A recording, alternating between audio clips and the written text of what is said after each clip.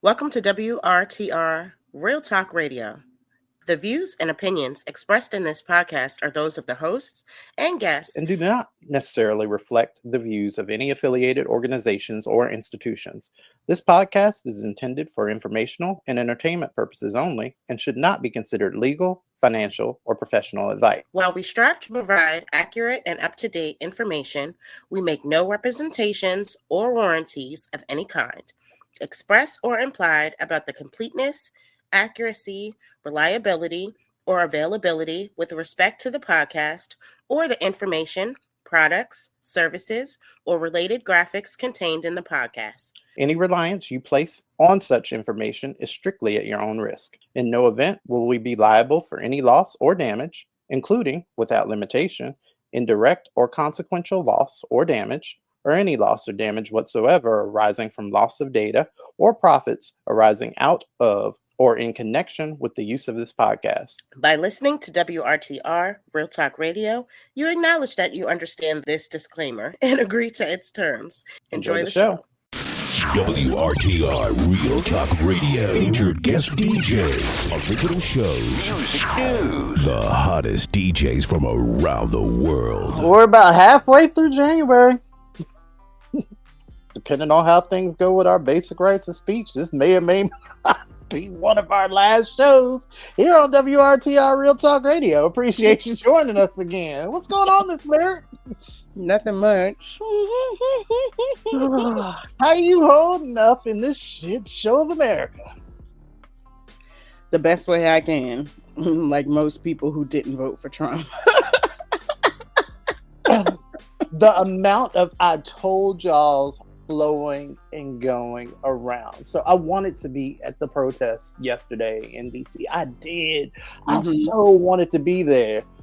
But you know, my guy he a little under the weather. So I stayed, Yeah. sure everything's cool. But the stuff that I have seen online, the amount of ahas, the amount of gotchas, I'm telling you, it's something about it, though. It's something ominous. Did you watch Joe Biden's, did you watch his speech and everything to the people? I watched a little bit of it. I watched when he was talking about the three that have been, The oligarchy. yeah. Yeah. That's about it. You know what? I really have been trying to not watch that shit. Not to be ignorant, but it's depressing. You know what I'm saying? Like, I don't want to start the year off like that. You know, what happened has happened. I just don't want to hear about it 24/7. And I know that we have to be informed and all of that stuff, but for me, no, I mean, definitely. Do what works for your mental health always. For me, it's a little bit like, I don't know. I'm paranoid all the time, so probably a little crazy. But either way, you know me. I'll be thinking about shit that will never happen, but I'm automatically prepared. So for me, it's kind of oddly comforting because I'd be like, I told y'all niggas they was doing this shit. And it's almost a little bit affirming, if that makes sense. Does it? Yeah. Because it's like all of the things that I've felt and I've said for years, even on this podcast, and just been, just my observations and stuff. And I guess it goes to, I don't know, it just makes me feel an overall sense of comfort. I'll tell you that, just knowing. But I still don't think that we are quite out of the fight yet. So I'll leave it there for that. We'll see. So, despite ignoring and despite what's going on, how's your mood this week? It has been kind of in between overwhelmed and not giving a fuck. Okay. I have had these instances where I've just been like, oh my gosh, I got to get this done. Oh my gosh, I got to do this. I got to do this. I got to do this. And then I've had these times where I just sat my black ass down and been like, you know what? Fuck that. That shit can wait. Exactly. I'm not gonna worry about this. I worry about this on this day.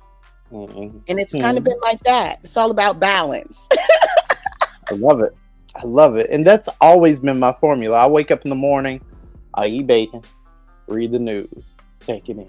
You know what I'm saying? That's why this would be the perfect full-time job for me, because then after I raise my blood pressure with the bacon, I get it out on this podcast, and then I feel better for the rest of the day. It's always been that way. My mood, I am good. I'm actually even-tempered despite everything that is proposed to happen tomorrow. We're recording January 19th. So, yeah. We'll see. We'll see, girl. Yeah. All right, who you want to be like when you grow up? I think you should go first. Okay. Then, when I grow up, I want to be more like y'all on TikTok. The vibrant community that has redefined what it means to connect in this digital age. I remember when TikTok first came around, right? Mm-hmm. And how it's emerged as like a platform where people from all walks of life, like everybody, can share their stories. They can share their talents. They baby did something cute. They can share that. You know what I'm saying? And it creates like a futuristic new baseline of community that kind of like, you know, it breaks beyond those geographical boundaries and stuff that we had, you know, back in the day. Because, I mean, how many times that, like our generation, do you come across a photo album or something funny from the past that you then try to share with the coming generation? They might not be able to understand. Mm-hmm. So I don't know. I mean, with this incredible space, voices that were once marginalized, they found resonance, they found support. Creators, they've used their platforms to not just entertain, but to uplift, empower. They share personal struggles. They showcase their talents. People have transformed their lives and the lives of their families. Individuals have been able to launch businesses. They've been able to promote their crafts, turn hobbies into income. I've seen TikToks where people literally sit there and record themselves at their jobs and desks all day, every day. Wow. And they have followers. There's a community for everybody. So as I reflect on the joy and the connection that I personally made, I want to be more like y'all out here, because y'all did it. And even with what I believe to be a fraudulent claims of national security to manipulate the masses, the genuine connections I made and watch others make are undeniable. So I'm giving it to the TikTok community. I want to be more like y'all when I grow up. I feel that. So, well, me being a creative artist, not just in music, but in art as well, I want to be more like New Orleans Black female artist, the Queen Taj, who makes history as the first to create handcrafted Super Bowl logo and theme art. Oh. She is from New Orleans, and she brings to life with her detailed hand-sewn beadwork her designs to honor her Black masking culture, blending her tribe's heritage with the vibrant energy of the Super Bowl in the Crescent City. So wow. I think that is really dope. You got to send me pictures of that, because I want to see like some of those. I'm about to right now. Good. That is awesome. Man. Super Bowl. So you lost me at Super Bowl, because I don't really do football, but the art part, the definite art part, that intrigues me, because I love African arts. Mm-hmm. But the designs are really worth like talking about. She did a beautiful beading logo, and I don't know, it's just something that you have to see for yourself. I think I just sent it to you on Instagram. It is gorgeous. If you send it to me on Instagram, I definitely didn't see it. You forgot I deleted the shit off my phone. I forgot. It's fine. No, it's fine. I screenshot it. Mm-hmm. All of this was done by like tiny little beads that you would make like maybe necklaces, or how people in different tribes use those like tiny beads to make those waistbands Yeah, Those yeah. sticky thingies. That's what she uses. And oh my gosh, it's so gorgeous. I'm Wow. really proud.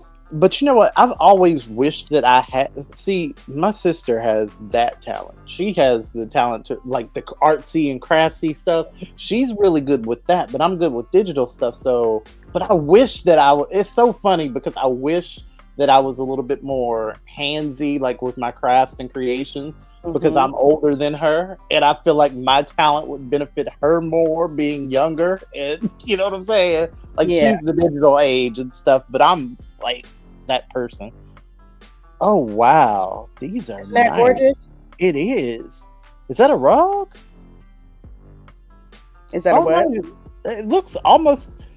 It looks like a rug, but it's not. It's It beads. does. Wow. Thousands of those tiny little beads to make this.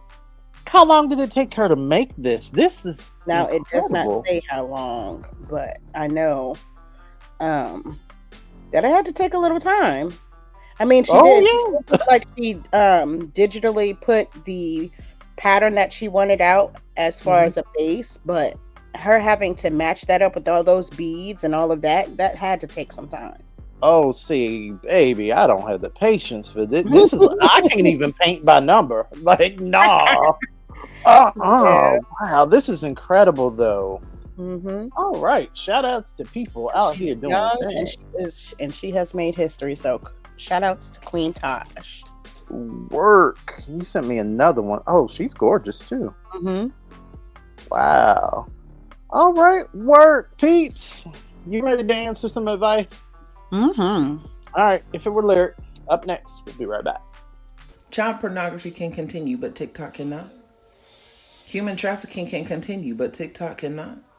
Lack of gun reform can continue, but TikTok cannot. School shootings can continue, but TikTok cannot. Racism can continue in this country, but TikTok cannot. Homelessness can continue in this country, but TikTok cannot. Let me know if I should keep going or not. Everything going on wrong in this country, y'all seem to have a lack of concern for. But God forbid this app continue. God forbid people continue to find community from this app.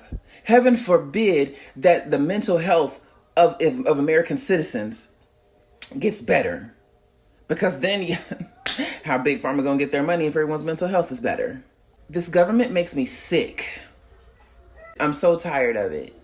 Because we should not have to be trying to hurry up and migrate to other platforms to keep community, to keep our mental health together. I don't think they understand or care. I should say they don't care. They do not care at all about how this app has helped so many people from offing themselves off this planet in just the past 6-7 years. I don't think people really understand that or care about the fact that this app has helped expand the knowledge of so many people of so many things. And as much as I am a nerd, there's so much I learned off of this app that I never would have had it not been for this app. So again, I say, with the things that really matter, why does that continue? With the things that really matter about stopping, why can that continue? But heaven forbid this app stays. Maybe not what you should do, but definitely she would if it were lyric. What's up, you guys? It's your girl, Miss Lyric, and I'm back with my segment, If It Were Lyric, where I discuss your guys' stories about relationships, situationships, friendships, and everything else in between. If you want to continue getting advice from me, please send your stories to my Gmail at lyricbravado@gmail.com. So let's get into it. All right, one of y'all, Patty, you didn't put your name, but the subject line says seeking guidance on a toxic relationship. Ooh, okay. Dear Lyric, this is lengthy too. Sorry, but okay. Okay. Dear Lyric, when I grow up, I want to be more like someone who knows their worth, but right now I'm struggling to find that strength. I guess they're okay. I found myself in a relationship with someone, and because I'm petty, let's call him Marcus. Marcus, I know you wouldn't do no shit like this, but I wanted to be petty. All right. He loved me, but only when it was convenient for him. Only behind closed doors, and only when his main girl wasn't around. I met Marcus during my freshman year of college. He was a junior football player with a charming smile and a body that turned heads. Definitely not me. I was I was drawn to him instantly, not realizing that he already had a senior girlfriend who was a popular member of a sorority. I was just his little side piece, and he made that clear. After a series of unfortunate events, including a drunk driving accident that left him injured and dropped him out of school, I became his public girlfriend. Marcus often claimed to love me, but always seemed to come after he did something shady that hurt me.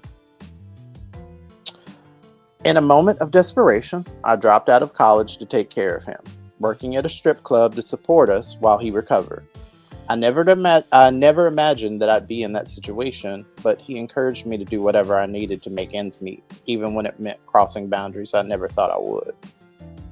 I fell into a dark place, struggling with self-worth and drowning my pain in alcohol. When I found out I was pregnant, Marcus insisted I terminate the pregnancy because he, quote, loved me and didn't want anything to jeopardize my new life at the club. I chose to keep the baby, but soon after, I miscarried. His reaction was fucked up. He seemed relieved rather than heartbroken. Things got bad with us when I discovered he had brought a rival dancer into our home, and I felt my anger boiling over. I realized that it was a toxic cycle with someone who kept hurting me while claiming to care. In a moment of clarity, I made a decision to leave Marcus and return to campus, even if it meant starting over. I re-enrolled, but I'm still haunted by those memories. I blocked him, but can't find myself wondering if I made the right choice. Lyric, how do I heal from this toxic relationship and build a life that reflects my true worth? How can I ensure I don't fall into a similar pattern in the future? If it were you, where would you begin to reconstruct? Thank you for all this safe space and continue to do what y'all do. Sincerely, a lost soul seeking clarity. So, like I said, she didn't put her name. Well, lost soul. Poor unfortunate soul. Sorry. That's one of my favorite movies. It was given at that time. But I will say, it sounds like you started off on a great path of healing already by disassociating yourself from him. That is one of the major things that people who are in toxic relationships need to do. Stop associating with the person who put you in the predicament to be in this unhealthy relationship. It sounded like he didn't love you. In fact, he used the term love to manipulate you and to keep you in a position where you didn't realize your worth. He also let it be known by putting you in that secondary position that you ended up accepting. First of all, no, you are second to no one, and you deserve to be loved first and foremost from someone. He made you cross boundaries and devalue yourself when he was at his worst, meaning he didn't want you to be successful when he was not. Anyone who really truly loves you, regardless of where they are in life, is going to want the best from you. They're not going to want you to downgrade yourself and what you have going on to align with what's going on in their life. I find it very weird how once his rise to stardom was over in his sports career, that you decided to quit school and start stripping. He did not want to be your man. He wanted to be your pimp. Wow. That's what that was. Wow. That's what that was. He didn't care about what you had going on or your feelings when you had that miscarriage. And in fact, he celebrated it. Yeah, that was fucked up. I read that part, and that part kind of like sent chills. And who would want to be around that person? You have enemies that treat you better than that. Like, he didn't love you. He really despised and hated you and tolerated your existence because of what you could do for him at that time.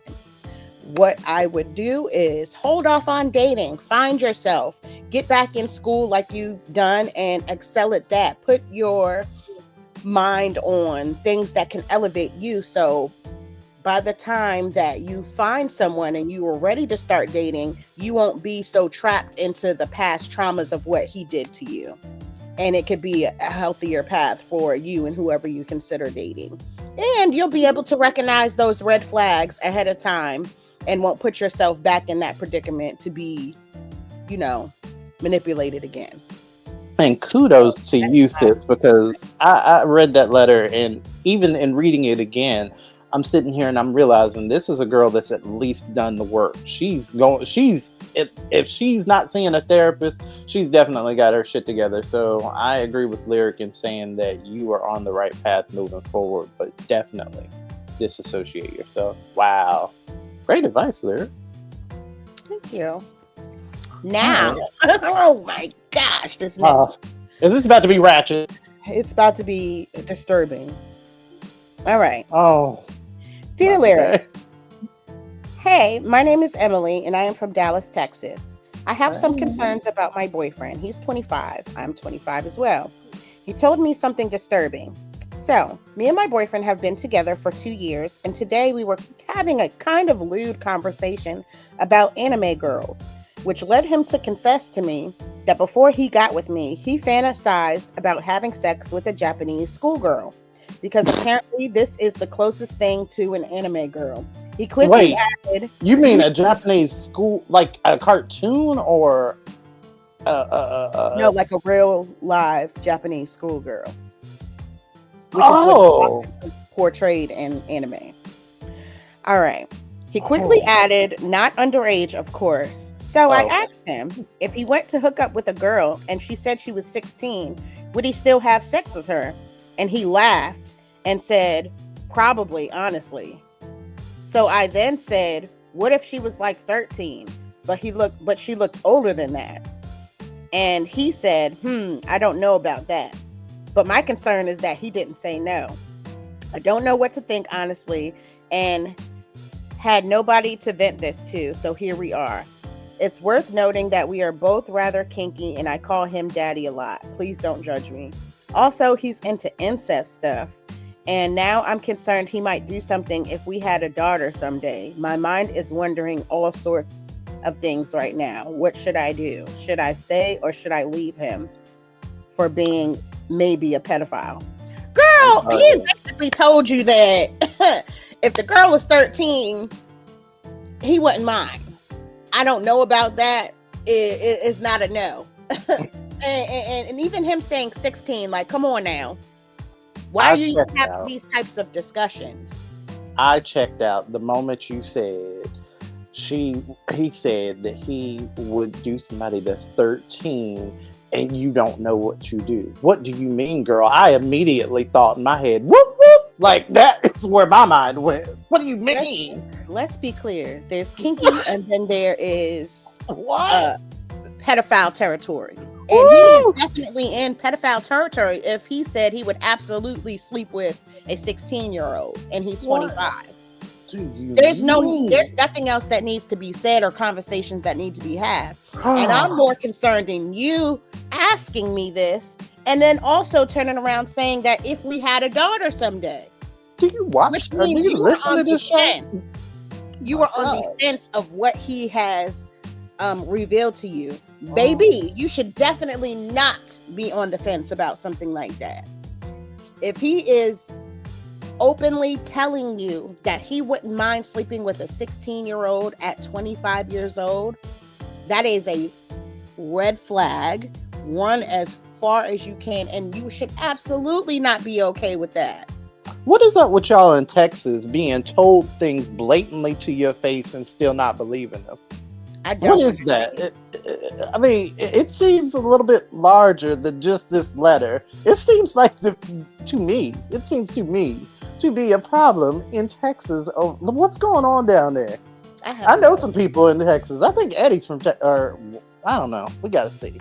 First of all, to speak to the kink, there are other things to do than sleep with a freaking underage child. Or animals, or anybody that's not consenting. Period.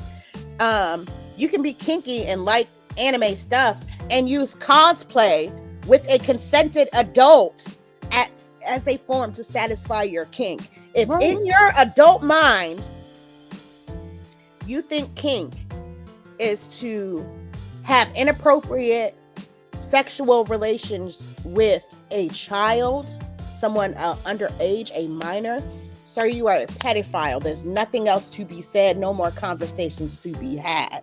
And girl, I don't even know why you're writing in talking about a daughter.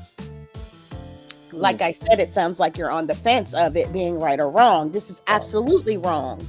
Absolutely wrong.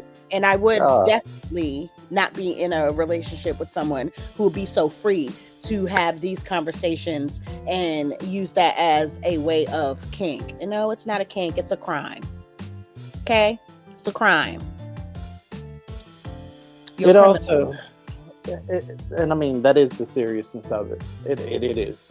But I do know, and there is actually no but.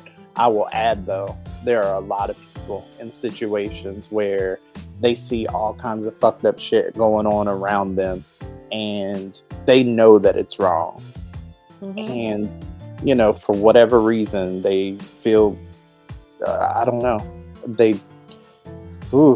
my heart goes out. Jesus Christ. Not to the rapist.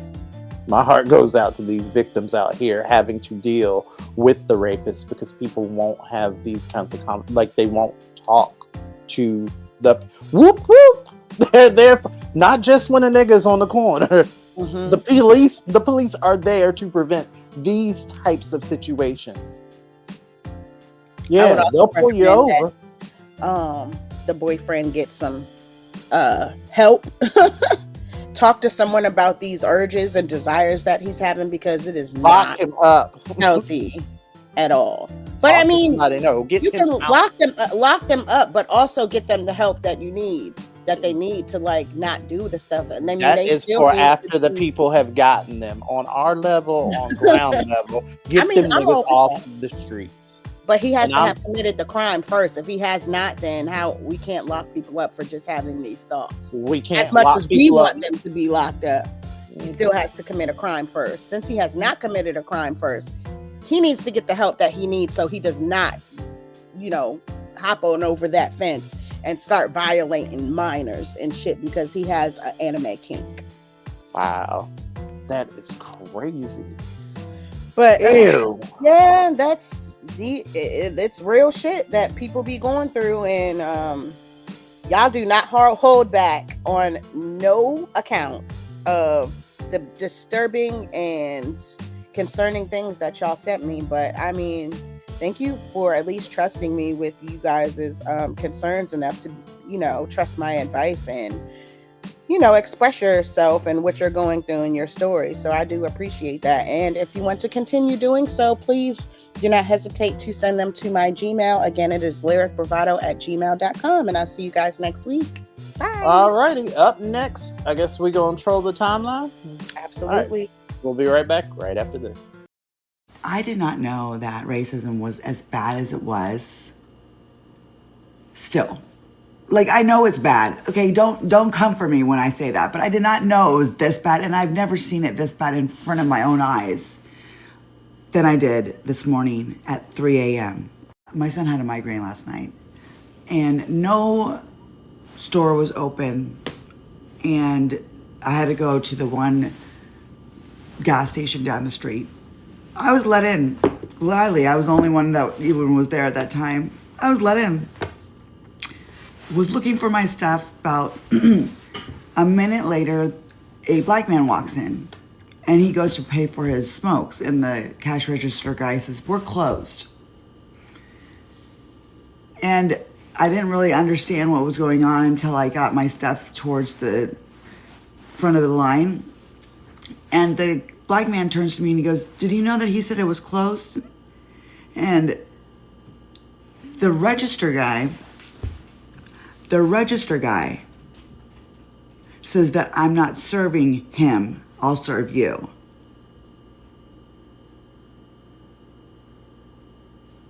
No, dude, you lost my fucking service. So I walked out with the black man. But that's not the point. The point is how fucking disgusting I was feeling for this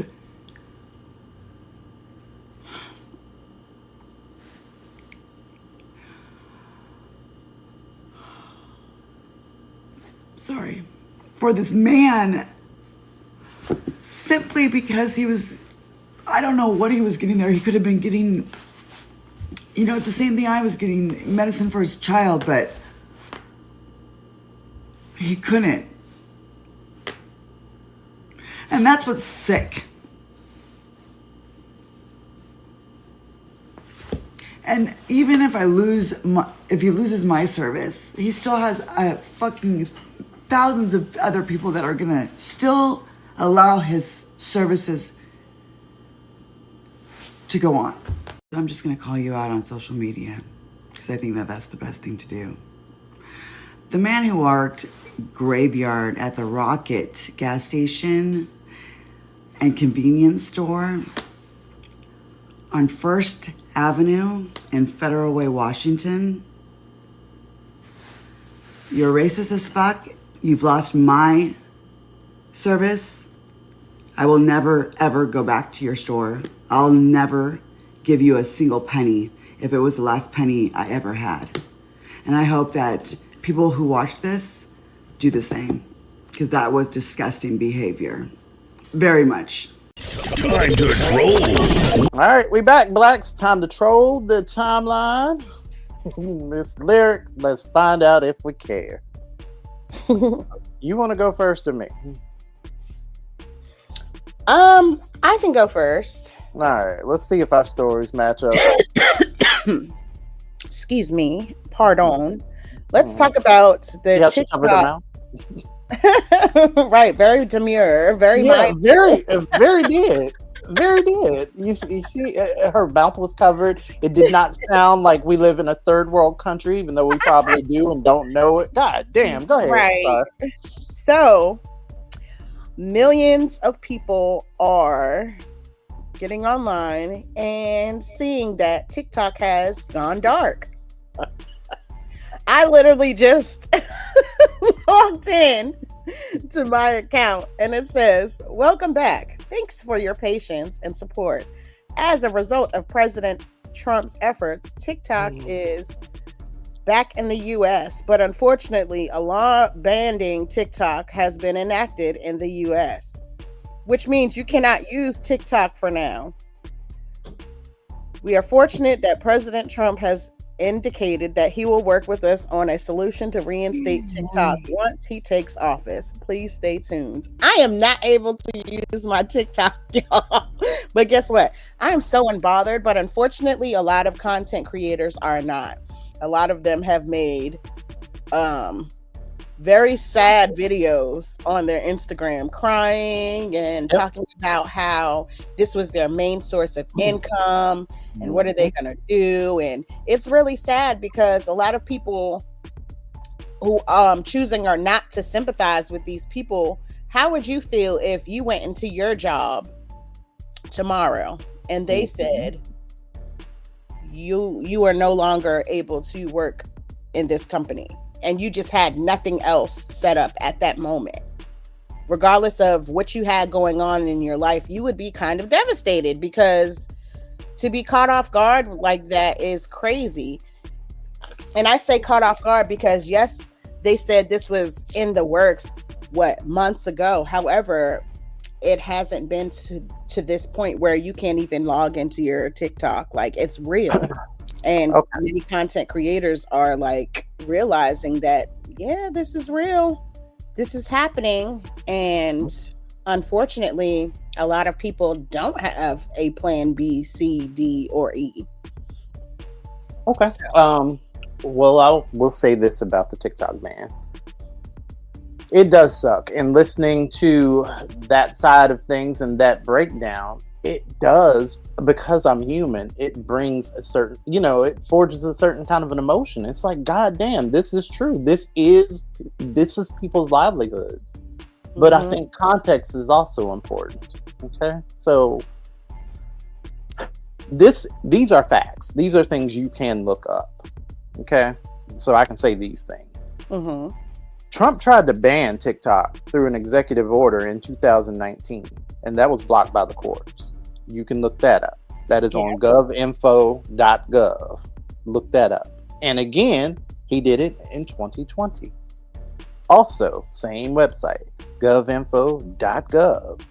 On June 9th, 2021, Biden reverses Trump's executive order with that. Trump then, afterwards, reversed his position on TikTok after meeting with the hedge fund manager and the Republican mega donor Jeff Yazd, who reportedly has a major financial stake in TikTok. All of a sudden, Trump said TikTok wasn't as much of a danger as Facebook. Mm-hmm. But it was too late after that because the Republicans had already drawn up a bill to ban it. Now, the bill goes through the House and the Senate and passes. TikTok then must sell or be banned. Zuckerberg kisses the ring, bans fact-checking, and adds a Trump ally to the board of the Meta. And now here we are. Trump will reverse this ban to look like the hero because people have short memories. That is your TikTok breakdown. So yes, I can very much so sympathize with some of the things that people are saying. But I do realize that coming down the pike is a very serious decision for Americans to make, especially a large group of those people. Because that is what this is. It is manipulation, in my opinion. Mm-hmm. I agree with it. That is my opinion. The website, the things that I said about looking up, those are things that you can go online right now and look up. That is just the breakdown of it. On a lighter note, did you hear about your girl Roseanne dropped a rap? Methane. That's her new name from now on because that's what it was given. Who told you to get down to the booty braids and do all that extra shit? Like, no, you tried to make a mockery out of Black culture and it backfired. So you're now literally said she is up there. Ridiculous. Look, I saw that. Who needed a Roseanne rap? Nobody asked. Nobody wanted. It was just shoved in our faces. I feel violated personally. All right. So for y'all that don't know what we're talking about, recently, Roseanne Barr made headlines by releasing a new rap song titled, quote, Daddy's Home, which celebrates the victory of President-elect Donald Trump. This unexpected musical venture showcases Barr's alter ego and features her rapping about her support for Trump and the incoming administration. The music video highlights her enthusiasm for Trump's return to the White House, marking a notable shift in her public persona and political leanings, rather. The collaboration features appear Tom McDonald, who's known for his provocative style and controversial lyrics. The song and video have mixed reactions, with some critiques expressing that her performance may come off as embarrassing or lacking in substance, which, in my opinion, should just be goddamn offensive. The braids, all of that shit. What is it, the braids? Yes, it's the braids. Nevertheless, Barr's bold move to enter as the rap genre and openly support Trump has stirred conversation and drawn attention to the celebrity world. Girl, have a seat. That's what you need to do. I could not believe it. And she's like in the song running around talking about, I don't care. Like the overall, I can't quote her because I did not write down the lyrics. Why? But the overall message came off to me as, I don't care what you say. I'll say nigga if I want to. That's how it came across to me. And you can listen to the song for yourself, but the undertone to me felt like, I will say nigga if I want to. Oh my God. And speaking of horrendous imagery on the internet, have you seen the official presidential portrait that has been released? That with his face in the air. Oh wait, I thought you were talking about the coin. Oh, the mugshot. It's giving mugshot. It looks exactly like his 2023 mugshot. Exactly. So I mean, he's is that like a flat in the mugshot? I mean, he ain't got that many looks. I mean, how many different ways can you dress up a goddamn orange? What the fuck? I mean, it's like Mr. Potato Head. How many combinations could we really get out of that motherfucker? You know what I'm saying? What is with the expression though? It's just horrendous. Horrendous. Obama would never. Speaking of things that I would never, I would never have thought. Jason Derulo, before this TikTok thing came to fruition, his dumb ass piped up. Actually, you know what? The headline reads, Jason Derulo, TikTok's too valuable to go away. Billionaires have got this. This is what Jason Derulo said. So in a recent headline that's sure to bring a chuckle, Jason Derulo has stepped into the spotlight, declaring that TikTok is too valuable to go away. And he's got the billionaires on speed dial to back him up. It seems the government might be throwing some shade about TikTok's future, but Derulo is here to reassure us that everything is going to be all right because he's got connections in high places. So, right. You had me lost at Jason Derulo. I'm sorry. Listen. Picture, so imagine, right? Just follow me here. Goodbye. I don't picture, while politicians, right? They're wringing their hands over data privacy and national security. And all of a sudden there's a silence. Nobody's speaking, right? And you hear an echo. What you gonna do with that big fat butt? Wiggle, wiggle, wiggle. And then Jason Derulo shows up and he's like, no, girls. TikTok is safe. I'm here. I have the connection. This is the biggest PR stunt ever. In my opinion. I'm gonna need his camp to get him some help, because that has to be the most delusional human being that I can think of right now. Oh no, there's worse. I know, but good grief! I was about to say, speaking of not that influential, in my opinion. Speaking of delusional humans, did you want to talk about Drake? No. Sure? I'm over him. I don't want to get into it. Filed a lawsuit. You're a rapper who filed a lawsuit. He literally did everything Kendrick said in his lyrics, and you doubling down. Kendrick said that you are not like us. You are not a colleague. You're a colonizer. Yeah. What would white boys do in situations like this? Exactly what you're doing. I'm calling the law. Exactly. This is what they would do. He's not Drake in this instance, though. His name is Aubrey right now. Or was he ever? Dun, dun, dun. That's what Kendrick said. So, I mean... Oh, my gosh. Nigga, everything that you are doing is playing right into everything that Kendrick said. It's like white people take our words and the things that we do, and then they twist them to mean something like woke all of a sudden means black. DEI is your new word for nigga. Shit like that. Mm-hmm. It's just, this is what Kendrick be talking about. Ugh. So annoying. Very Caucasian of you, sir. Ugh.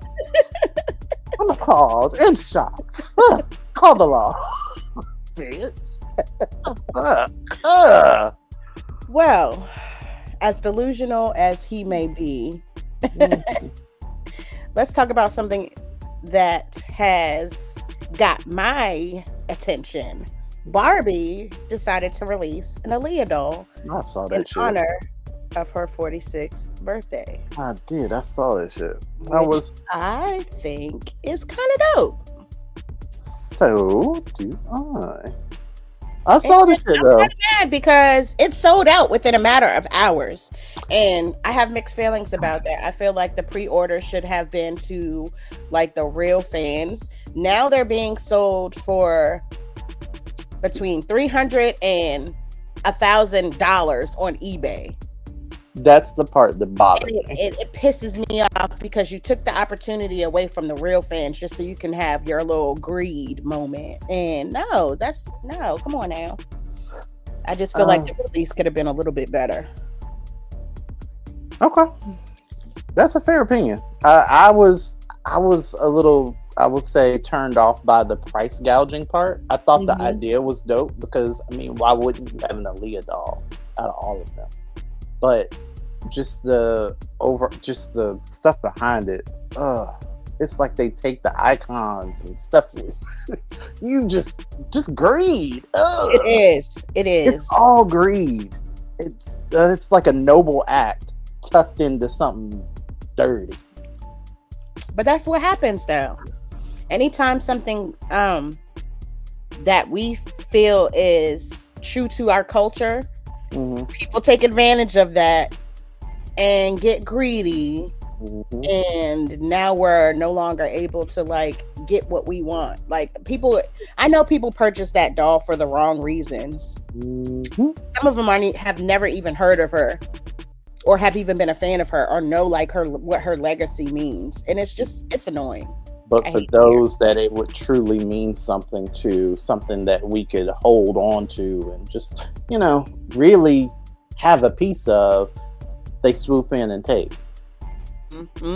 Wow. As usual. What's your take on this whole Wendy Williams situation? I think it's horrible. I think she had a lot of people who were around her for the wrong reasons and took advantage of her. I really do. I have never seen anything like it. Yes, she might be going through some things health-wise, but does anybody really give a shit about her personally? Or are they worried about what they can get from her estate? That is what it is. So for those of y'all, I'll catch up. In a recent headline that's got folks shaking their heads, Wendy Williams is clapping back at these claims, claiming her bad days are just a load of BS. So on top of all this, okay, let me finish reading. She's making it clear that she never spoke to an attorney about any of the drama swirling around in her life. It's like every time Wendy tries to take a step back and kind of like focus on her healing and shit, the cameras are there, ready to pounce on her. Microphone, judgments, everything's like in her face. Oh, can we let the woman breathe for just a second?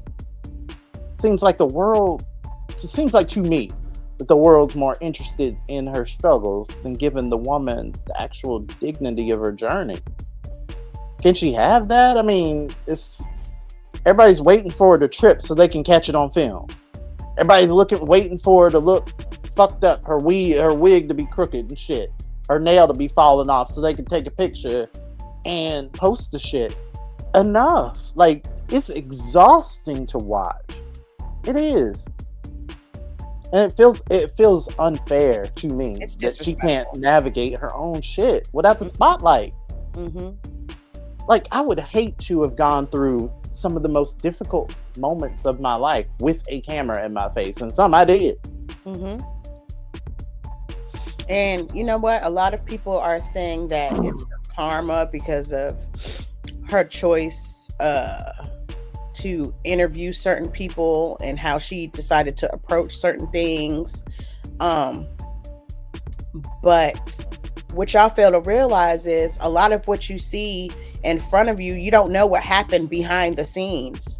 Like, a lot of people who have gotten into it with Wendy Williams have ended up being good with her, but you'll never see that side. We've always been presented with the ugliness of her career and not like her successes. And I hate that. And it seems to be like that for Black successful people all the way around the board. We're celebrated to a certain degree, but the moment we do something wrong, or the moment something happens and it's not aligned to what people expect out of us, people turn their backs, and I hate that shit. It drives me crazy, and it's not right how she's been treated. Speaking of people mistreated, how you feel about Kid Rock? I ain't heard shit about him. What's up with him? I don't care. Let me be clear. I don't care nothing about Kid Rock. Better yet, I don't care about anything Kid Rock has to say about, to, or against Michelle Obama. Oh, wow. Mainly because Kid Rock is a dumbass to me, but more so because of his comments reflect like a deeper issue of disrespect towards the former First Lady. Mm-hmm. And she's always been graceful and gorgeous and all of that. So, headline, social media drags Kid Rock for comments about Michelle Obama skipping Trump's inauguration. And there's video. Y'all head on over to shaderoom.com. Look at this shit. Social media has been dragging his ass. He said, okay, Kid Rock made some discouraging remarks regarding Michelle Obama skipping Donald Trump's inauguration. The video of his comments went viral, sparking outrage from countless users who are tired of seeing petty jabs thrown at someone who has contributed so much to the public discourse and the culture at large. What's particularly frustrating is that Kid Rock seems to think his opinions carry weight, when actual reality, his remarks come off as like an attention grab, to be honest, to me. So, I mean, the audacity of him critiquing Michelle, of all people, her choices from Kid Rock with his critique, they dragged his ass, and it's well deserved. People pointed out him being a hypocrite. They said it's absurd to see somebody who's made a career out of shock value and controversy attempting to undermine the accomplishments of a woman who's navigated the complexities of public life with poise. Wow. So, speaking of having the internet in a tizzy, have you heard that Rihanna and A$AP Rocky are not actually married? As soon as possible, and really?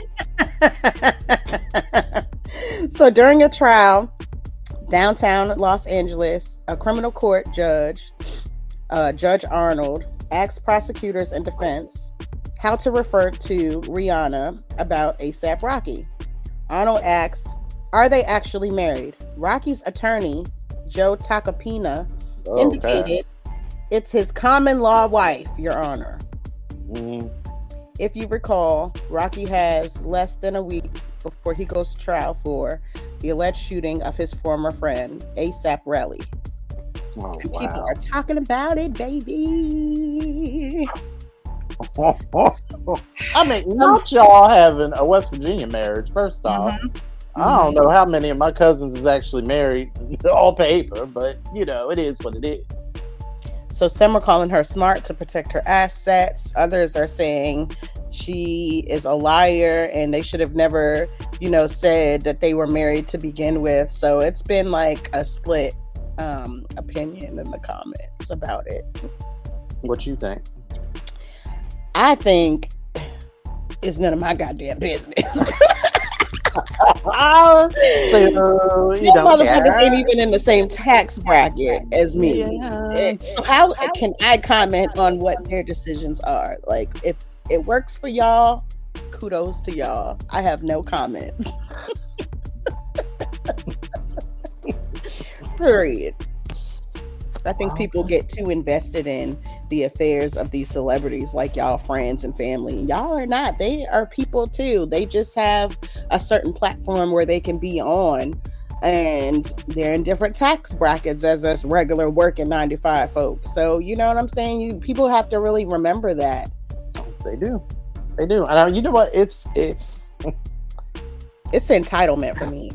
It's that, but then I look at just the fact it's fun to get engaged and to have an opinion. But certain tribes, like y'all barbs, the stuff y'all be doing, the people to be calling child protective services on Cardi. Yeah, like, it's extreme. Y'all go, there's a limit. Like you some of it's fun. It's culture. There's a reason for the entertainment segment so that you can squabble back and forth and be like, because this, that, and the third. There's a demographic of us that like that kind of stuff. But there is also the demographic of those that jump into it, like Lyric said. And y'all go entirely too far. CPS, girl, on Cardi. And baby, the way that I would go far as to finding out the IP address and all of that shit and find out who that person is and press all types of fucking charges. I'm pressing you like a panini sandwich, bitch, because you're not gonna play with me like that. People crazy. They really are. Yeah, we are purposefully missing another story that we're gonna talk about during Real Talk. So we'll get back to that later. Second half of the show, you got anything else? Yep. Neither do I. All right, be right back. America freed the slaves in 1863 through the Emancipation Proclamation, but gave the slaves no land or nothing in reality to get started on. At the same time, America was giving away millions of acres of land in the West and the Midwest, which meant that there was a willingness to give the white peasants from Europe an economic base. And yet it refused to give its black peasants from Africa, who came here involuntarily in chains and had worked free for 244 years, any kind of economic base. And so emancipation for the Negro was really freedom to hunger. It was freedom to the winds and rains of heaven. It was freedom without food to eat or land to cultivate, and therefore it was freedom and famine at the same time. I believe we ought to do all we can and seek to lift ourselves by our own bootstraps. But it's a cruel jest to say to a bootless man that he ought to lift himself by his own bootstraps. And take us to work, take us on the go, take us wherever you go. WRTR, Real Talk Radio. Inside the second half of the show, maybe the last, maybe not. I don't know. But we're going to keep plugging along. Okay. Along with Trump comes even more germs and pestilence. Have you heard about the latest warning from the health officials? They sounded the alarm again, girl.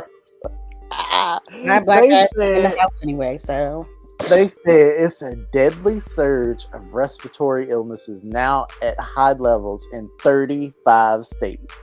It's like a badass sequel to that like nobody wanted. And basically I don't know. I guess we the unwilling stars of this horror show, because what the fuck's happening? What does this mean for us? Well, it's a stark reminder that just because we're tired of masks and social distancing doesn't mean that the germs have taken a vacation. So, I mean, they throwing a party at this point. They twerking. Everybody's invited. Your immune system too. And there's certain demographics still refusing to put those masks on. Wear your mask. It's crucial. Not the mask, the M-A-S-K. In the words of Andrew Collins. See, I miss even going on his page and seeing what kind of fuck shit he done posted. Meta! I hate all of this. I'm gonna stay away from it, but goddamn, not the mask.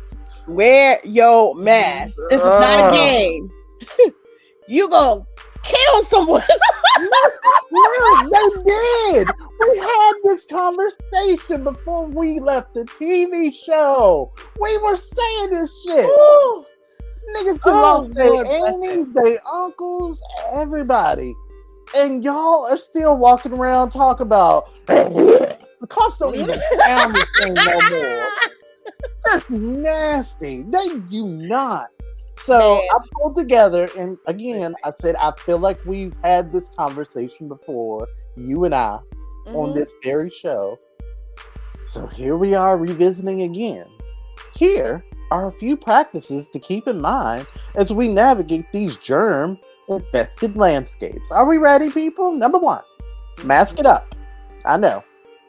Some folks are over it, but wearing a mask in crowded places is still one of the simplest ways to protect yourselves and others. Think of it as like your stylish shield, against the respiratory illnesses outside. Think of that.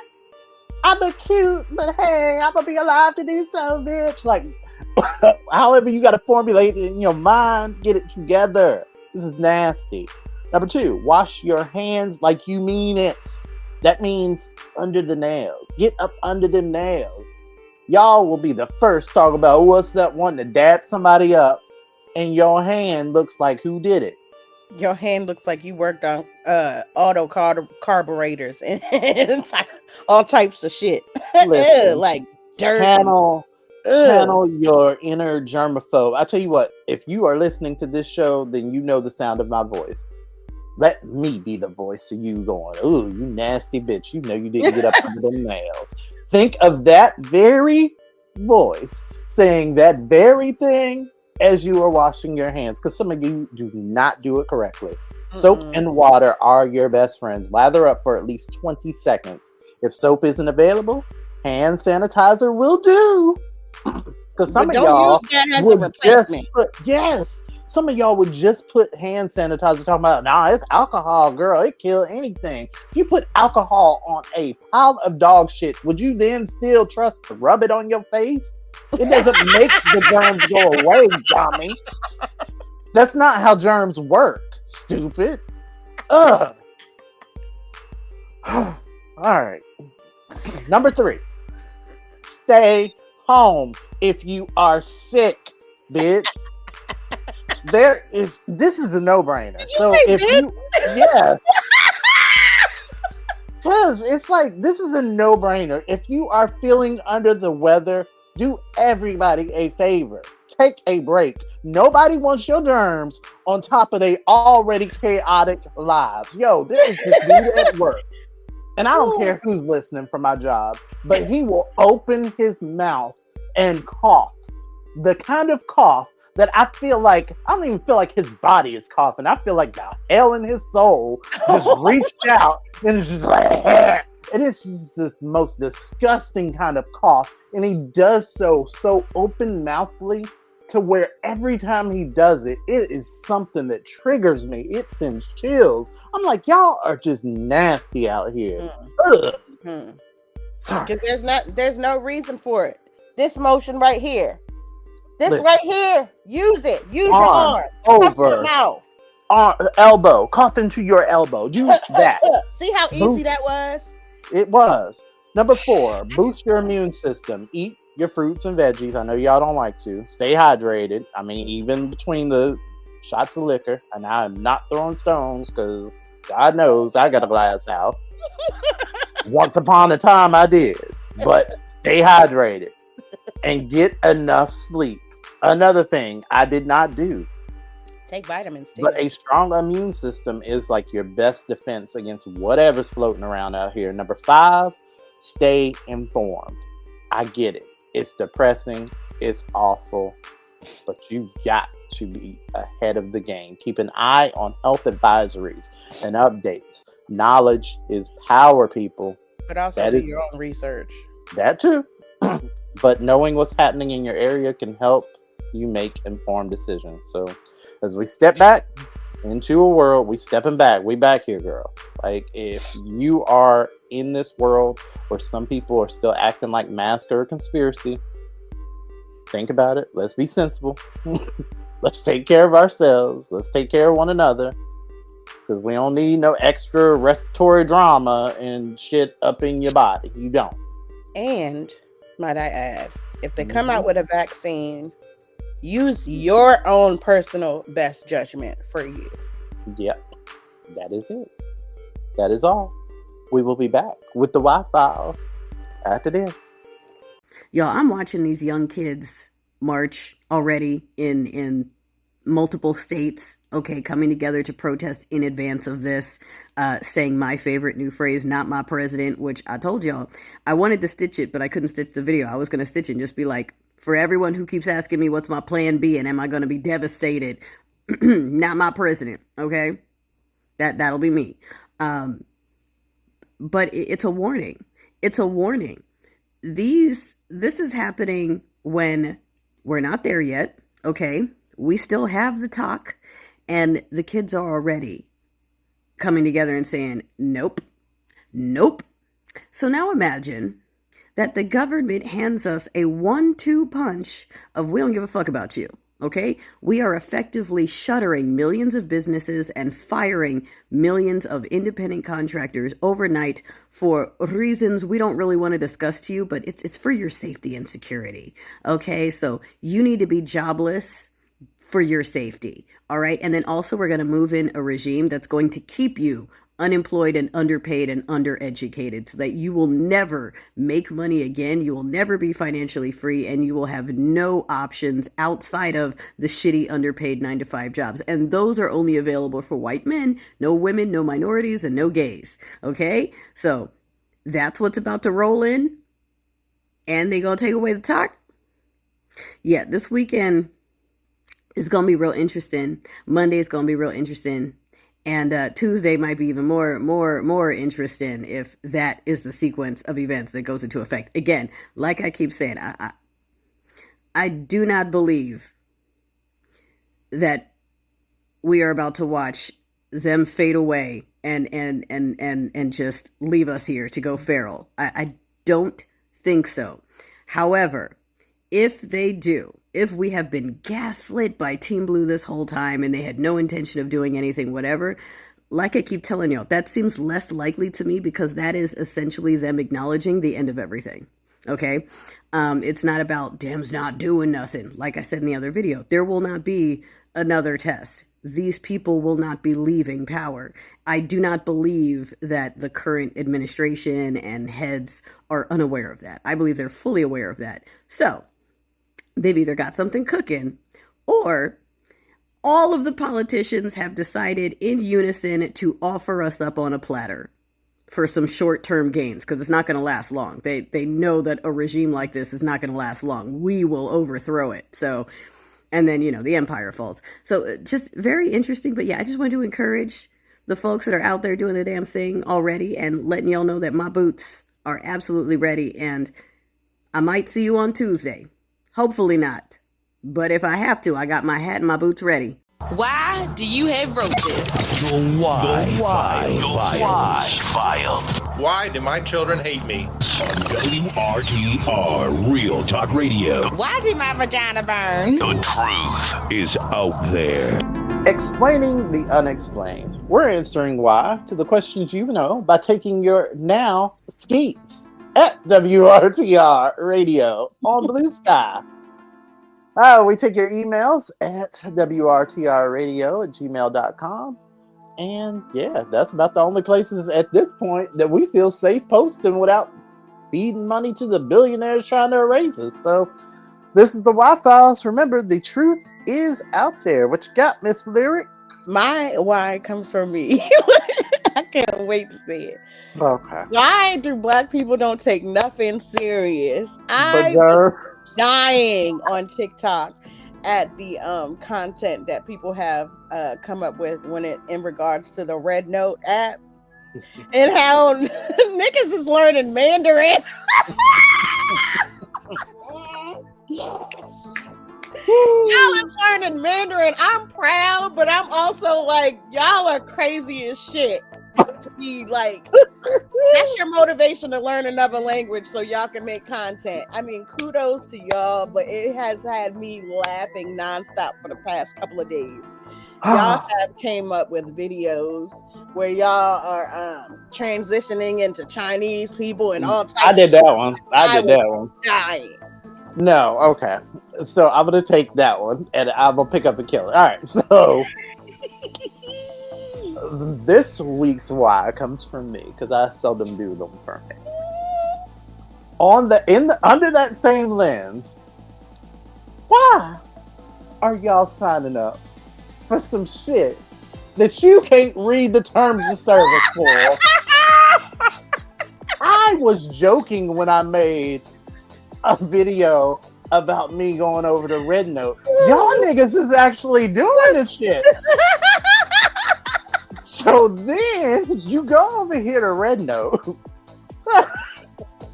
You go over here to Red Note and you find these people, right? So under Chinese government by law, so the app itself is owned by the Chinese government. Know that. So you don't know what you're signing up for. Right. So then you sign up for it, right? So then y'all sign up for it. Y'all meet some English speaking Chinese people, and y'all are having conversations with them. And in these conversations, you're learning, oh no, they love their culture. They this, that, and the third. But you didn't also realize that in the as terms of their contract in their government, they can't just say, hey, fuck Donald Trump, like y'all do over here. No, they don't have that freedom at all. They don't. Somebody coming to the house. So do you think that them niggas is gonna be like, oh no, bitch, it's bad over here? No, of course they're gonna be, oh no, girl, it's lit. We be doing this, that, and the third. Because half of y'all don't want to say shit in front of your goddamn Amazon devices because you think that the people are listening. They niggas will tell you they listening. It's completely y'all not the same. So I get it. I get that it's a sense of community that you miss desperately, but y'all crazy for that bullshit. Because then I heard a rumor. Don't know how true this is because I haven't looked it up. Some of y'all might want to take that approach before you say things out loud. You know, kind of look them up. But anyway, I haven't verified it again. But niggas is saying that their bank accounts was getting hit by some people reported that. So I don't know. I didn't download it, so neither did I. Y'all was crazy for that. Too, because who's learning Mandarin over here? Not me. I don't care. I'm just, regardless, even if I decided to learn Mandarin, my first venture out would not be before I signed the terms of service on some foreign shit that I don't know about. And y'all keep all of your information in your cell phones. We all do. Yeah, it's right there in our phones all of the time. That shit could have said, you give us permission to drain all the money out your account, and you have to pay this certain amount of money a month. But y'all don't read that because y'all just so quick to get on a different app and not. First of all, we have so much talent and so much people who are coders in the United States. Why are people hanging on to this TikTok thread anyway? How come someone won't step out on faith and make another app? Fan base. We do have that option. Shout out to Isaac Hayes III. He got fan base out, and niggas is flocking over to that. I just talked to a Poet earlier, and she was talking about how she moved her content over on fan base because we haven't been keeping in touch since I deleted Meta. So I shot her a text message. And she was saying that, it's the thing. You can buy a portion of stock in it. That's dope. So it's your shit on top of being popular. Mm-hmm. If you have the $300, I know it's a struggle out here for some of us. If you have the $300, it might not be such a bad investment risk. I don't think so. I mean, content creators, that's in my opinion, what it's all about. You have to invest in yourself. It takes money to make money. Right. Anytime you're making content, what are you doing? You got to buy for the ladies. You got to buy the wigs. You got to buy the outfit. You got to have like the stuff to create your content. Ain't nobody making no raggedy type of content out here. It takes money for all of that shit. Even food critics. How are you buying the food? You got to buy it. Even if you're doing it in your car. That should be like hundreds of dollars. I didn't seen it. Mr. Chime Time, for instance. Who? His plate, Mr. Chime Time. I don't know who that is. I'll tell you. I'll send you a video. He's a black food review content creator. Okay. Like Keith Lee? Like Keith? Kind of like Keith, but he tries abnormously huge amounts of food. Okay. He's like a mukbanger. Okay, gotcha. I gotcha. Where Keith kind of like tastes stuff. He like sit there and eat. He be fucking them plates up. Okay. So all of that shit be money. Like that nigga be having like tomahawk size steaks and shit with gold and shit on it and all types of shit. Like, that's money. So there's the demographic. I guess there's a crowd of people in the world that like to watch niggas eat.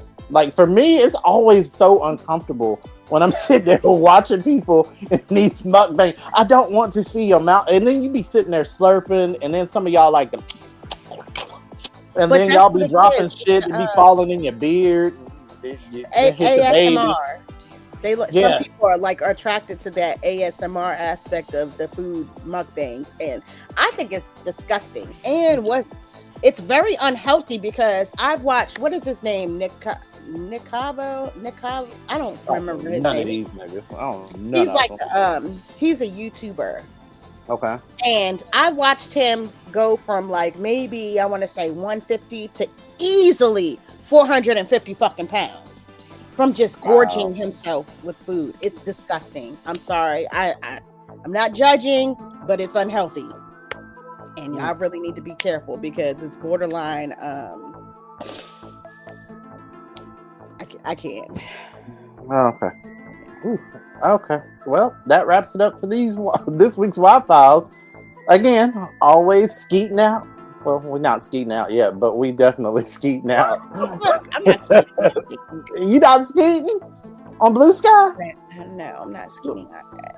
I have to decide because first of all, I was never really a TikTok kind of person anyway. I mean, I'm not TikTok. I was never like a Twitter person really anyway. I'm more of an Instagram girly, honestly. I like seeing like that videos. Zuckerberg dollar. I can do without it. Well, if they come up with something else, then you know. I'm telling you, it's gonna be a millionaire monopoly with this. But anyways, taking your skeets at WRTR Radio. I'm at. Well, we'll do that.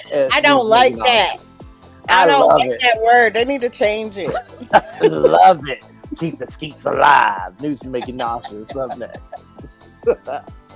I feel like black men loving and appreciating black men is something that this government and society never want to see because they literally benefit when we at odds with each other. You know what I'm saying? We start coming together, breaking bed, and being able to sharpen iron and being able to see, hey, this your strength, this my strength, this how we can come together. They don't like that. You feel me? That's why I feel like it's always been in their interest to make sure we always beefing. You know what I'm saying? Think about how you've been indoctrinated to literally scan another black man up and down when you a black man yourself, and you just thinking about if I gotta go there with this person, how I'm gonna do it, and do I got a chance of doing it? You know what I'm saying? I never forget this little interview I seen with Nipsey Hussle. I'm finna play it right here. Looking for your so-called enemy. You driving through a different hood down the street. You know it's an invisible line. You cross this street, now you in another hood, and you hunting.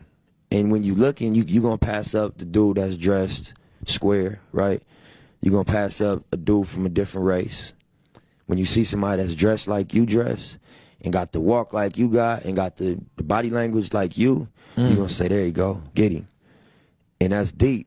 Whew. You know what I'm saying? When you really unpack that. That's crazy. You know what I'm saying? You looking for yourself just on the other side of town. And you gonna hop out and attack him and try to down him in a real way. And being caught up in gangbanging culture, you don't think that deep. You just think of these niggas came through and shot the hood up. We about to go back through there and return the favor. Be clear. Though Nipsey Hussle is talking especially about gangbanging, I think that it's still very applicable for how us as black men relate to each other. Because think about it. How can we unlearn, relearn, and fight against this programming that literally got us internalizing black inferiority and protecting it on to our fellow brother? As a little boy growing up in the hood, dominating or to be dominated was something that was very understood. And just to get a little intersectional, we would feminize different bodies to justify dominating them, and we definitely would try to question the masculinity or manhood of different bodies to try to literally justify dominating them. Does that sound familiar to y'all? It takes me back to that scene in Django where I was talking about Mandingo fighting and recognizing that a lot of us black men still orient ourselves just like we were on the plantation where we are literally willing to knock each other's head off in order to prove we can survive and prove we stronger than them over there at the expense of each other just so they can have some consumption for entertainment. Ain't that crazy? Education is elevation. News to make you nauseous on WRTR Real Talk Radio. Let's go. All right, so I had to change up the intro since we've jumped off of some of these platforms. All right, these are some of the lesser known stories that don't always get the media attention, but often make us ask, say what? And it reminds us of how low some of y'all can go. It's news to make you nauseous. All right. I'm gonna go first. Mm-hmm. This is a horrible story that I read at the beginning of the month, and oh my gosh, it's horrible. All right. Say what, Georgia? Say what? A 12-year-old boy from Tifton, Georgia, is recovering from second-degree burns after what police say a cruel prank by his 3 friends. The boys, aged 12 to 15, allegedly dumped scalding water on the victim while he slept during a sleepover. What the boy's fuck? mother, the boy's mother, Tiffany West, described the moment she found her son in pain. I really can't describe it. I was just mad, hurt, and in shock. Everything I was seeing was red. I was just trying to hurry up and get him some help, she told local station WALB News 10. The attack left the boy with severe burns on most of his face. He was rushed. Right. He was rushed to a burn center in Augusta, Georgia, where he underwent surgery. He is now home recovering, and the process, doctors say, will take at least 12 to 14 days, but the emotional scars will take a lot far longer to heal. Emotional scars and okay. What the fuck? Y'all's, I'm sorry, but y'all's little dumbass babies is out here thinking that dumping boiling hot water on people is a joke. Mm-hmm. I blame y'all as parents. I do. I'm sorry, because there's no way that if you there's no way you thought this was funny. Like, what do you mean? Boiling water. He ha ha for boiling water? Not even while somebody is cold or hot water. Yeah. I get the cold. There's a crowd of people out there that find dumping water on people when they sleeping and waking them up is funny. Okay, fine. I've watched the videos and cackled at a few also, but boiling water is cruel. That's you have mean? what is in your mind to make you think that shit is funny? That's some psychotic shit. What do you mean? Oh my god. These kids watching that, they think that shit is okay. Like, why are you not monitoring what's going on? Y'all are bad parents. Y'all are bad parents. It's Y'all are horrible parents. My god. Oh, all right. Well, mine is not much better, but at least okay. Not even. Wait, what is that? The picture. What does it say? Oh god, is it the boy? That is Yep. horrible. Why would they put that online? If it's psychologically, if the psychological damages are going to take, this is the quote from the story. The psychological damages may take very long to heal, and then you post a picture of his psychological. What are you? Okay. I mean, I did have the decency to blur his face out, but okay. Golly, that's just ugh. See what this is what people are talking about in the media, how what we report is there's an art form to it. You can't just regurgitate. That's harmful. Mm-hmm. That is that's psychological. You're in the same article that you're writing about. This is going to be psychologically harmful to someone. You then publish a picture of that same trauma so that any time that they are going through whatever, it's all over the internet. Think about what you're doing, people out. Well, I'm sorry. All right. Say what, Florida? Say what? You know it. It's always Florida. I've been saying this for years. In a tragic and unsettling incident, a Florida man named... okay. I'm going to leave his name out of it. But he discovered the dismembered body of his sister in the backyard of her home in Cape Coral. The man believes that his sister, who lived alone with her 3 dogs, may have died due to health issues related to her drinking habits, and that her, quote, hungry dogs began to consume her remains after her death. He described her, as his sister, as having isolated herself from the family, and noted that her living conditions were poor, with dog feces and filth covering the floors of her home. Although he suspects the dogs played a role in her dismemberment, local police have not confirmed this theory and are not treating her death as suspicious. The dogs have since been taken into custody for evaluation. This tragic event highlights the challenges faced by individuals struggling with addiction and isolation, as well as the potential dangers of keeping large dogs in such circumstances. Why are you falling out? Your mic, you're not on mute. You are not. Why? Why are you making me laugh at this? I don't mean to laugh. But the very first thing that popped in my head Oh, bitch, you not gonna feed us? Fine. We'll was make don't a bite the meal hand out that of you. feeds you unless that hand no longer feeding you.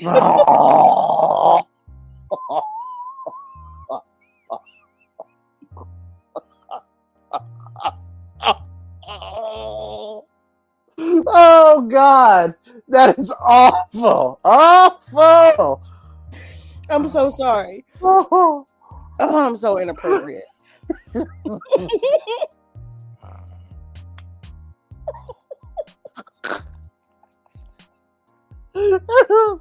I off, have never. I can't even drag her properly for not taking care of the dogs. I have never heard of such shit.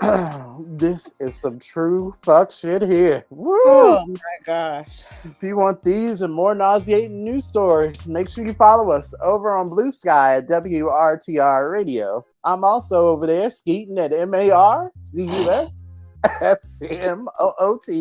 That's Marcus Smoot skeeting all the way right on the sky. Well, I am not there yet. Come on over and skeet, girl. Let's go. Still find me Get into it. on Instagram and Facebook for now until I Yikes. find a platform that fits my aesthetic. All right, so y'all may have noticed that we purposefully left out the headlines about Snoop and Nelly. We left it for this segment, Real Talk. We'll be right back.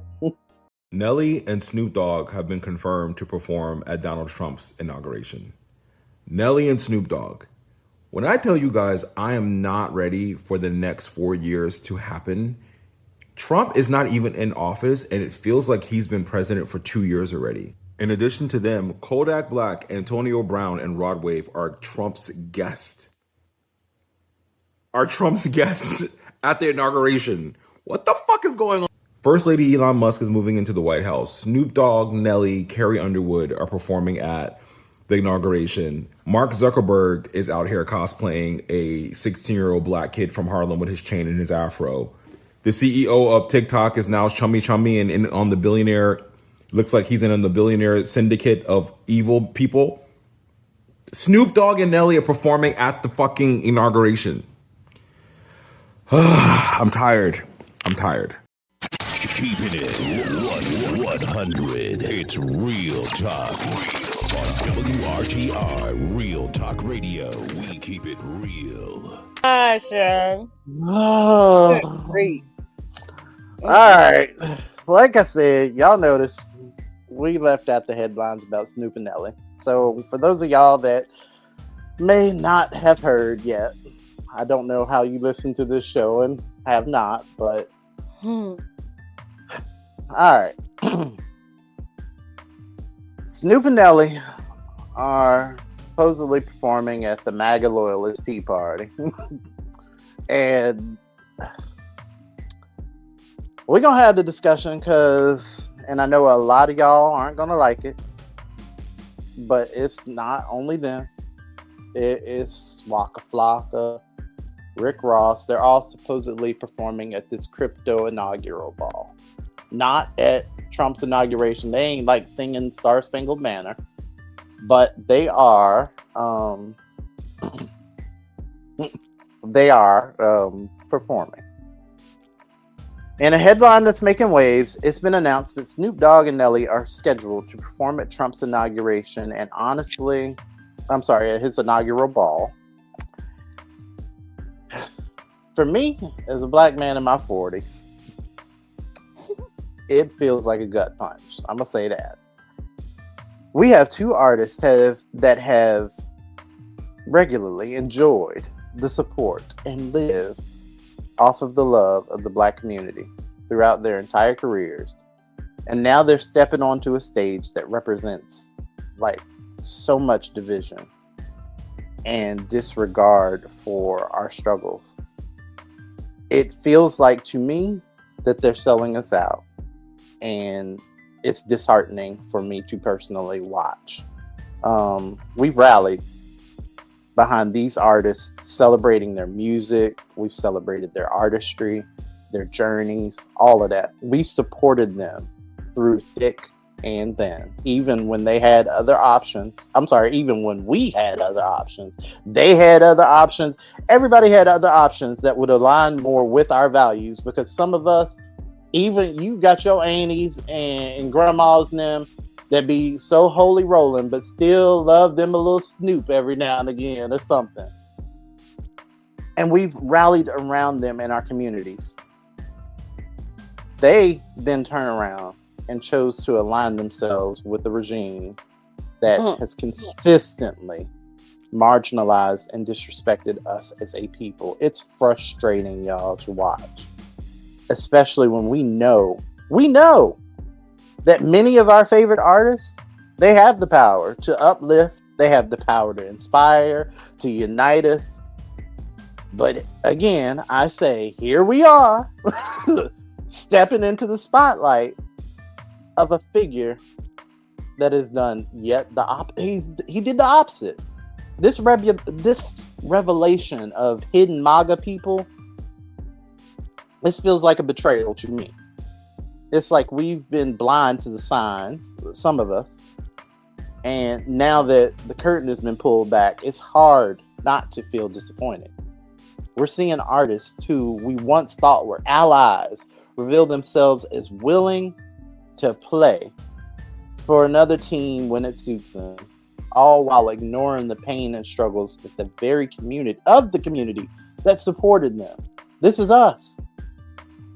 Like, as a community, we deserve better. I'm sorry, we do. Than to have our artists and the people that we have supported turn their backs on us for the sake of a paycheck or for a fleeting moment in the limelight. And who really needed this? You can't, I mean, I get it, Snoop. If you struggling, I get it. It's fine. We all struggling. If you needed a paycheck, that's a different thing. But even so, it couldn't be for fame. It couldn't be for that. It couldn't be, because all them white people know who. White people that don't know a nigga in their life, they know who Snoop Dogg is. So it can't be that. It's time for us to hold people accountable. Loyalty runs both ways. It does. What you think? You quiet. First of all, it was not about a paycheck when it comes to Nelly. Nelly got his black ass on somebody's podcast and decided to share his reasoning for accepting the invitation. Do tell. I haven't heard he this. Quote, and I quote, "I'm doing this because it's an honor. I respect the office." He then goes and says, hold on, because I just had it. Show me where he's a white supremacist. What? Excuse me? What rock have you been under? I mean, I know you had to tend to, your newly wife, and your new baby. But sir, is Ashanti standing up for that? It's there. Google is your friend. Like, come on now. Show me where. This is what I'm saying. Google it. This is what I'm saying. There's people don't Google things. This is the back of. This is why I can't get into the rap circles personally too deep for me. It's because y'all don't like. It's always money. Y'all talk about street loyalty, but the loyalty of your people, selling out your people for a paycheck, that means things. That's a different kind of nigga. That is a different type of disloyalty. I don't care about the business aspect of it all. Some of you need to learn the difference between your jobs and your life. some of you need to be reminded of what your actual values are. You can't sell your soul for a paycheck. This is the metaphoric meaning of that. Realize this is what that means. I don't even think it was for a paycheck at this point. I think it was for some sort of relevance. Because when's the last time somebody said, "Oh, let me hear that new Nelly"? I Am Number One is the last thing I can remember him putting out. Oh. Nobody is checking for him music. Oh, no. He tried to do that little... Hold on. No. If you think about it, Nelly was starting to play... Hold on. Let's do a little 2000s rewind, Miss Lyric. So you remember that weird-ass time where Justin Timberlake was kind of getting a little bit popular, and then NSYNC came in and kind of stole the shine, and even black people was kind of fucking with NSYNC and Justin Timberlake, and Nelly was like head of the line at that point. And then Justin Timberlake came, and Nelly kind of started fading out, and then he came back and did that whole remix with the NSYNC and shit. You remember that? No, because I was never a big Nelly fan. Okay, well, neither was I, but... on the radio, but...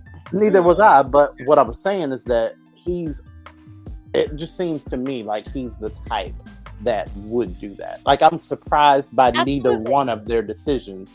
However, Snoop, actually, you know what, Snoop, I am a bit surprised. I'm not surprised by Snoop. I'm going to tell you why. That one made me gasp a little bit. I'm not shocked, but I am surprised. Snoop is actually doing that shit for a check. Snoop has been in every weird ass commercial that you can count. If you Google or look on YouTube and put Snoop's weird commercials that he's been in that you would not expect, a whole shit list of things has come out. That motherfucker there will literally do anything for a check. Literally. Yeah, but see, Nelly, what pisses me off about him is, since when are you getting on a podcast being so political? You haven't done that this whole run during the campaigning season. You haven't said a word politically. You haven't said who you know what I'm you haven't said anything about the Project 2025 shit. You haven't said your views about our rights being taken away. You've been silent. So don't use this as an opportunity to justify why you decided to make the decision to play this gig. Now you have all these political opinions. Boy, sit your fucking ass down because nobody cares. You're doing this shit to be relevant because nobody's checking for you. In fact, your wife is more relevant than you. I hear more people always has been. Oh, that's Ashanti's husband. Exactly. Nelly. So what are we talking about here? Who? Stop. You know what? They're added to my who list. The list of people when they come up, I'll be like, who? Yeah. Because I don't know who these people are. I don't. Because you haven't proven, like, the person that I thought that you were, you're not. You pushed the image on. There's a difference between having an image forced on you and appropriating off of an image that never was you. Drake, you can fall in line with that persona also because you're doing the same fuck shit. So here we are, y'all. We're at a crossroads. This is literally, in my humble opinion, this is about influence. This whole everything. We're literally being manipulated by a lot of what we deem, like, you're chasing fame. You're chasing... We're at a crossroads. We need to lift up people who truly represent us and our values, while also calling out those people out here that choose to disregard the sacrifices and struggles of our people. What you got, Miss Lyric? One more thing. Nelly, don't think that you were the first choice. Please don't. Oh, he thought he was number one? Oh, no. Acting in the He's press, not even number two. He's not even number two. You would think that. No, you were not the first choice, second choice, third choice. You were probably the 15th choice. Let's be clear on that. And you know, 2 is not a winner, and 3 nobody remembers. So at number 15, bitch, who are you? Period. What do you mean? And you know what's gonna happen? Don't forget what happened to Chrisette Michelle. Mm. That whole oh, exactly. Oh. Exactly. See how that works? That's how that works. You get it now? Yeah. So stand on business. Just be aware of the consequences. Yo, we are in for a doozy tomorrow. Again, this is recording January 19th, 2025. We are in for a doozy tomorrow. I just mean by the things that we're about to witness over the next 4 years. The coming threats that some of us knew and saw coming. The rest of us kind of just heard rumor of, and the rest of us are going to be completely oblivious to. Yep. Me, personally,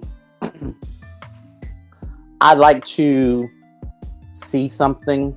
Like, I like to see my attacker coming at me, because then it gives me an opportunity to defend myself. But I also realize that in any horror movie, there's also the jump scares and the people that, get taken down by sheer surprise.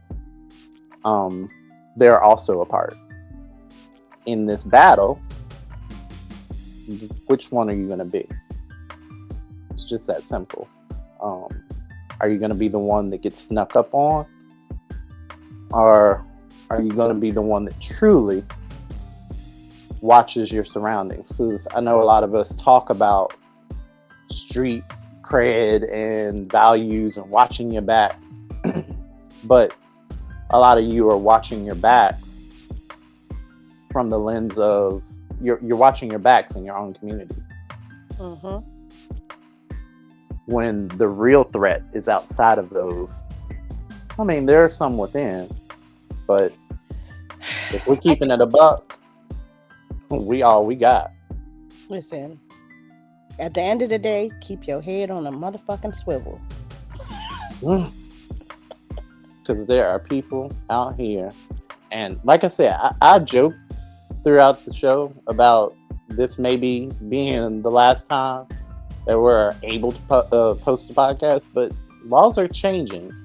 There's going to be some weird ass mandates out here. Mm-hmm. You never know. Our freedom of speech rights are being taken from us. But you also need to realize, but you also need to realize your freedom of speech is not through Zuckerberg. Mm-hmm. Your freedom of speech is not TikTok. That is not what freedom of speech means. Those are just platforms that make speaking out easier. But the whole purpose of social media is to be social, mm-hmm. and to communicate and to connect with friends. But the social media and your rights are not the same thing. I do think that's how it starts, though, because if just like what you said earlier, a lot of content creators were able to dive in on what was going on with Palestine and saying what was going on as far as the news goes with the whole campaign and what was happening during COVID. And I don't think that we need to just shun this whole idea of where we don't think that that's part of freedom of speech. I do believe that it absolutely is. It is a social platform. However, this platform was also bringing awareness to certain people who would not have access to it. And I think they're using that as an excuse to try to censor the mediaship of it. It is. It's true. It's true that they have often used. Okay, so you'll hear about a particular story online, and this is where the misinformation and disinformation plays a part. Everything is algorithmic now. So based off of what it is that you absorb, that's how much of it you actually see on your timelines.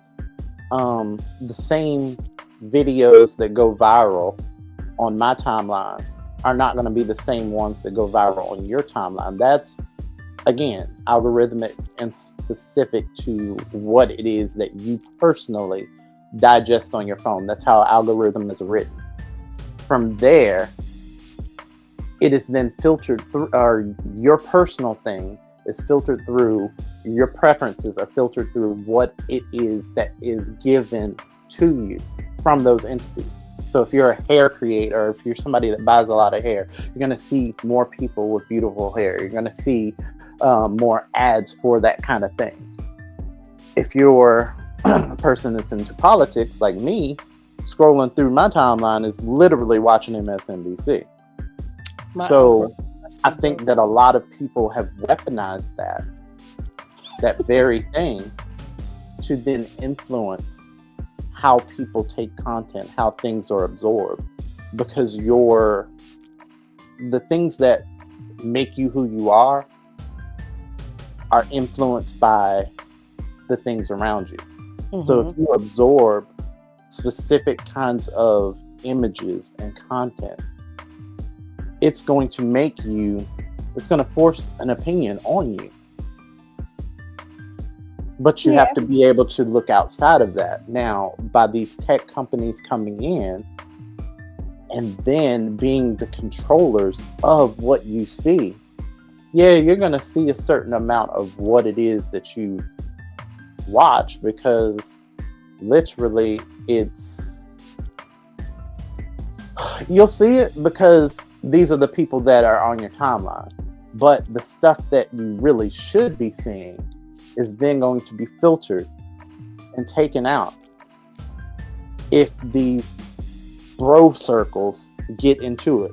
Elon literally has a car company that can drive you from here to the grocery store, and you ain't got to watch the steering wheel. Do you really think that they don't have control over the bigger picture? I think that right now, again, it's going, in my opinion, I feel like it's going to be a crossroads of, do I want to give these people, do I want to stay on these platforms like Meta, like TikTok? Do I want to keep giving them money to further enact laws and to fund these, and again, my opinion, these, what it seems to be bribes or something going on behind scenes and behind closed doors? Because again, Trump wanted to ban TikTok first. This was all him. To then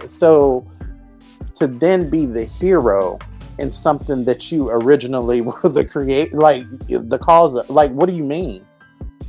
This is, in my opinion, smoke and mirrors in order to get y'all to buy into everything is being filtered through Amazon.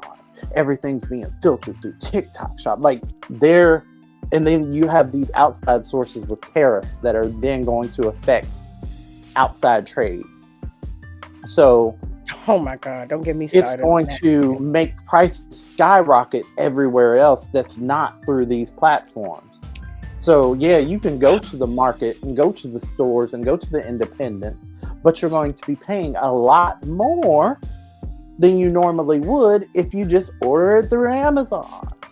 This is the way that it works, and y'all have to be privy to it, and decisions are going to have to be made. Mm-hmm. You can continue to give money to the people to further oppress you, or we can organize. That is your choice. That is what Kamala, that's what Biden, that's what they're talking about when they say these things. Yep. So, again, like I said, I don't know. We might be back next week talking shit. We might not. We might be banned. Hey, I don't know. I might. But either way, we'll keep you posted. Miss Lyric, you got any closing thoughts? Make better choices. and not only that, make better informed choices. Do your own research about what's going on, and these low-key MAGA loyalists, they gotta go. They got to go. Yep. All right, y'all. It's a wake-up call. Reassess. Figure it out. We'll holler at y'all maybe next week. WRTR Real Talk Radio. Bye. WRTR Real Talk Radio. This week's show amplifies work from TikTok creators Tall Me Telly, I Can Be Your Karen, The Star Society, The Empress CJI, The Conscious Lee, and A Div Unsolicited. Despite the oncoming hate, we'll always be doing our part to amplify your voices.